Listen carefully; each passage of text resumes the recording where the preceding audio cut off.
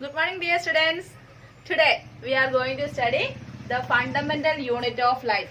The fundamental unit of life. You know, the cells are the structural and functional unit of all organism. Cells are the structural and functional unit of all organisms. And these cells, today we are going to discuss about these cells. The cells first discovered by Robert Hooke.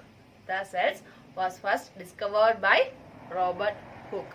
After the invention of microscope, Robert Hooke observed the cells from the cork cells.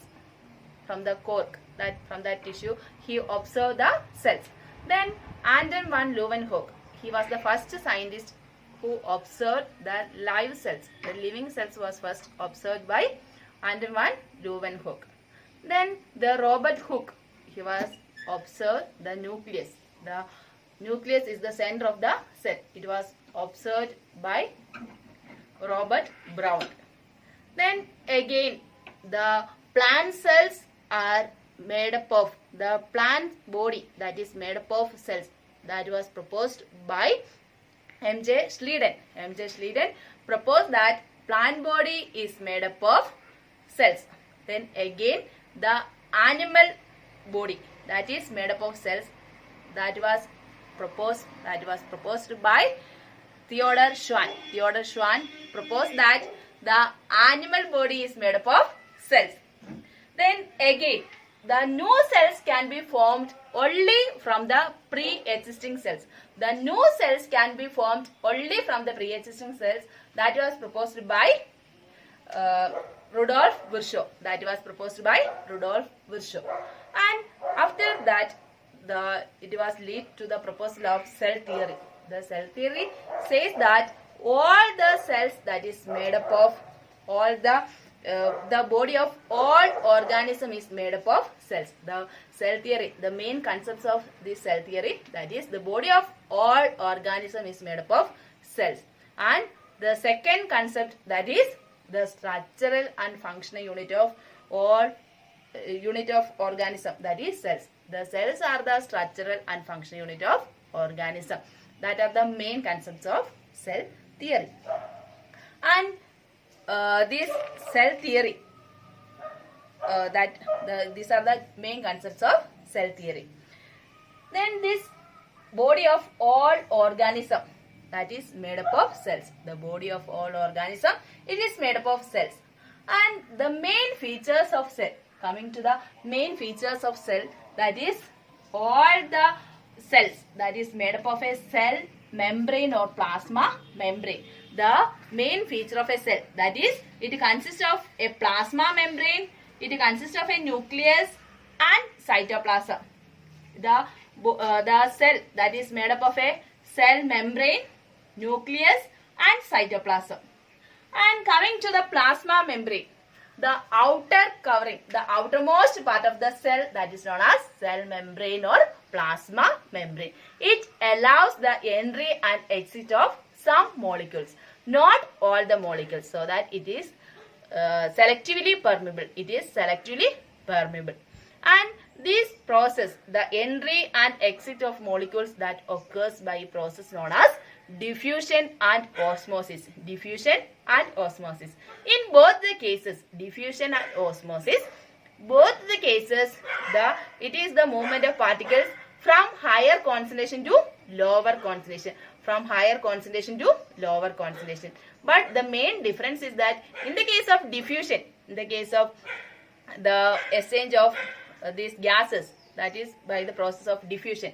But the movement, if the movement of particles, that is the water molecules, if the movement from the higher concentration to lower concentration, the movement of water molecules from higher concentration to lower concentration through a selectively permeable membrane, then it is known as osmosis. In the case of gaseous substances, that is mainly by diffusion, and the osmosis, it should take place through a semi-permeable membrane. Then by the process, by the process of this osmosis, the plants take water from the soil, and the unicellular organism takes water by the process of osmosis. Then next we are going to discuss about the cell wall.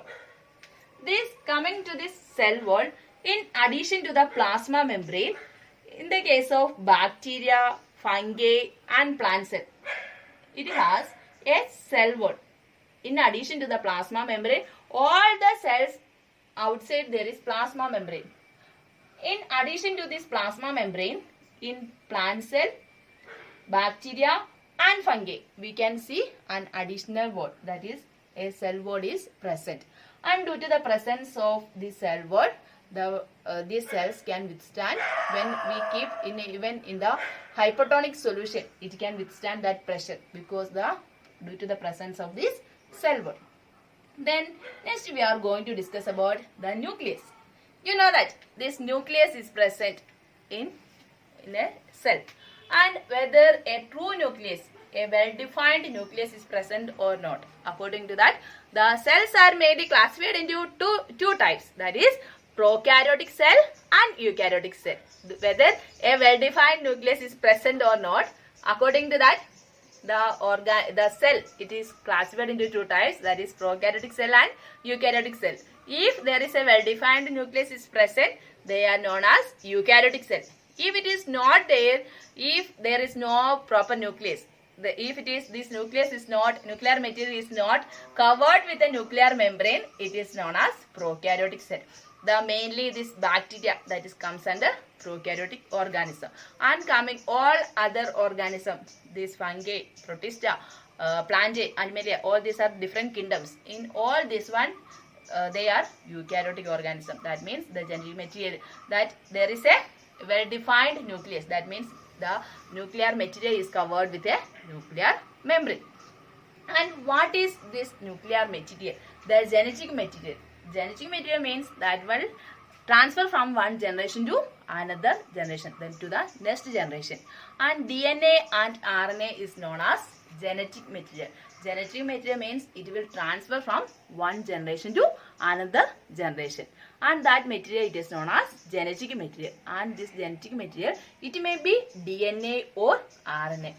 In most of the organism, the genetic material it is DNA, and in some organism like virus, this HIV virus, that material it is RNA.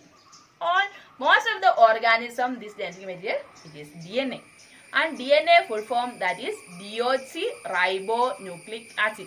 DNA full form, that is deoxyribonucleic acid. Then this genetic material, if it is covered with a nuclear membrane, then it is known as that cells, it is known as eukaryotic cell. And next we are going to discuss about cytoplasm. This cytoplasm, that is the fluid part. The fluid part that is present in a cell, that is known as cytoplasm. Then when we stain, for observing under the microscope, we used to use some stains. Stains are some coloring substance. If there is no stain, we cannot see the cell properly under the microscope. So that we used to use stains. And when we stain, when we observe under the microscope, they are lightly colored particles. This one, it is according to the chemical nature. That one, it takes up the stain. And the lightly stained particles, that is cytoplasm. That is cytoplasm, the fluid part that is present in the cell. The main features of the cell, that is plasma membrane, nucleus, cytoplasm. Plasma membrane, nucleus, cytoplasm. In plant cell, fungi and bacterial cell, we can see in addition to the plasma membrane, there is cell wall. And next, now we are moving to the next topic, that is cell organelles. Next we are going to discuss about cell organelles. This cell organelles means the specific structures we can see inside the cytoplasm. The cytoplasm is the fluid part. And coming to the cell organelles, this one in cytoplasm we can see specific structures that is present, that perform a particular function. That structures, it is known as cell organelles. That is known as cell organelles. And this membrane bound cell organelles, that is present only in eukaryotic cell. It is absent in prokaryotic cell. This membrane bound cell organelles that is present only in eukaryotic cell. And the cell organelles, first cell organelle that is endoplasmic reticulum. The first cell organelle that is endoplasmic reticulum. This endoplasmic reticulum, it is a large network of membrane bound tubes and sheets. This endoplasmic reticulum, it is a large network of membrane bound tubes and sheets. And this endoplasmic reticulum mainly of two types, rough endoplasmic reticulum and smooth endoplasmic reticulum. And this rough endoplasmic reticulum, that means it consists of certain, this one, the on the surface of endoplasmic reticulum, if the ribosomes are attached, it is known as rough endoplasmic reticulum. If it is devoid of these ribosomes, it is known as smooth endoplasmic reticulum. And this rough endoplasmic reticulum mainly responsive for protein synthesis, and smooth endoplasmic reticulum, it is mainly responsive for lipid synthesis. As you all know, this cell membrane or plasma membrane, it is made up of proteins and lipids. Proteins and lipids. And these proteins and lipids that is synthesized by endoplasmic reticulum, that is used for the synthesis of membranes, this plasma membrane or cell membrane. So that process, it is known as membrane biogenesis. It is known as membrane biogenesis. And the main function of endoplasmic reticulum, that one, this one, the passage in the, it acts as the passage in the cell. Conduction of materials inside the cell takes place through this organelle. This one, the protein synthesized, that one, it may be to the nucleus, or from the nucleus some materials it is conducted to the cytoplasm. Like that, it acts as the conduction, it helps for the conduction of materials into the nucleus, and from the nucleus to the cytoplasm. Like that, the conduction of materials, that is the main function of endoplasmic reticulum. And also this smooth endoplasmic reticulum, that helps for the detoxification of materials. That one, it helps for the smooth endoplasmic reticulum, that helps for the detoxifying the drugs and other materials.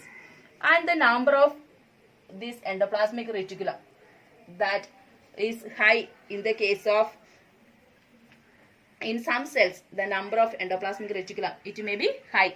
Mainly this, in the case of liver cells, we can see large number of endoplasmic reticulum, because this one, it helps for detoxify the materials. And liver, usually it helps to destroy the harmful chemicals, so that the number of endoplasmic reticulum, that is high in the case of liver cells.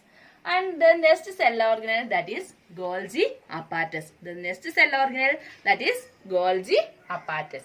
The Golgi apparatus, the main function of Golgi apparatus, that is, it collects cell secretions like enzymes, hormones, mucus, etc. in small vesicles. The main function, that is, it helps to package the material synthesized near the endoplasmic reticulum. It helps to secrete certain substances. Then this one, it is packaged and dispatched to various targets inside and outside the cell through the Golgi apparatus. The main function, it collects the different proteins. That is, it collects the different proteins, and after that, it is packaged and dispatched to the various sites, various target organs, to the target sites. It may be inside the cell or outside the cell. That is the main function of Golgi apparatus. And also this one, it is this Golgi apparatus mainly responsive for the production of certain complex sugars from simple sugars. That is also another function of Golgi apparatus. Next, we are moving to the next cell organelle, that is known as lysosomes. Next cell organelle, that is lysosomes. And these lysosomes, it is known as suicidal bags of the cell. The suicidal bags of the cell, the lysosomes are known as suicidal bags of the cell. Why it is known as suicidal bags of the cell? Because these lysosomes, it contains large amount of digestive enzymes. And if the cell, if it get damaged, lysosomes may burst the enzymes, digest their own cells. So that these lysosomes are known as suicidal bags of the cell. Lysosomes are known as the suicidal bags of the cell because it can digest its own cells. So that they are known as suicidal bags of the cell. Then next we are going to discuss the next cell organelle, that is mitochondria. As you all know, these mitochondria that are known as powerhouse of the cell. They are known as powerhouse of the cell because it is able to release energy. It is able to release energy. They are known as powerhouse of the cell because it helps in the production of and storage of energy. It helps in the production and storage of energy. And it is this mitochondria, it is abundantly seen in the cells of liver, brain and muscles where energy requirement is high. This mitochondria that can be seen mainly in the cells of liver, brain, muscles where the energy requirement is high because the mitochondria is responsive for the release of energy. It can release the energy. The glucose breakdown takes place and it releases energy. The ATP, it is known as energy currency of the cell, and ATP production that occurs inside the mitochondria. So that they are known as powerhouse of the cell. And coming to the structure of mitochondria, it has two membranes, outer membrane and inner membrane. And the inner membrane is folded. The certain foldings we can see, that is known as cristae, and that increases the space for ATP production. And this mitochondria has its own DNA and ribosomes that is present in mitochondria. It has its own DNA, genetic material, and ribosomes. And the next cell organelle that is known as plastids. The next cell organelle that is known as plastids. Plastids mainly two types, chromoplast and leucoplast. And chromoplast, it is colored one, and leucoplast, it is colorless or white colored one. And this plastid, chromoplast, when there is the pigment, if it is chlorophyll, then it is known as chloroplast. And main function for performing the photosynthesis. And leucoplast, that is mainly responsive for the storage of different proteins, lipids, carbohydrates, etc. Different types of leucoplast is there. And like the mitochondria, it also has two membranes, outer and inner membrane. And the fluid part that is present inside the plastid, that is known as stroma. And like the mitochondria, this plastids also, it has DNA, genetic material, and ribosomes are also present in the case of these plastids also. The main similarity between mitochondria and plastid, both have its own DNA and ribosomes. The last cell organelle, that is vacuoles. The last cell organelle, that is vacuoles. And vacuoles stores water, salt, excretory materials, etc. Vacuoles store water, salt, excretory materials, etc. It provides turgidity and rigidity to the cell. This vacuole, it provides turgidity and rigidity to the cell. It is also acts as a storage site. And this vacuole, large vacuole, is present in the case of plant cell. In the case of plant cell, we can see a large vacuole. And in the case of animal cells, it is very small. These are the different cell organelles. Cell organelles are the specific structures that is present in a cell. The different cell organelles. These are all membrane-bound cell organelles that is present only in eukaryotic cell. It is absent in prokaryotic cell. And these cell organelles are endoplasmic reticulum, Golgi apparatus, lysosomes, mitochondria, plastids, and vacuoles. Due to the presence of the cell organelles, the cells are able to perform different functions like excretion, secretion, all these functions it is performed due to the presence of these cell organelles. And the number of the cell organelles, it varies depending on the function of the cell. The number, size, shape of the cell, it also varies. And the largest cell in the human body, that is human egg, and the smallest one, that is sperm cells, and the longest cell, that is nerve cell. Okay, the largest cell in the human body, that is human egg, the smallest one, that is human sperm, and the longest one, that is nerve cell. And this is about the fundamental unit of life. Okay, thank you.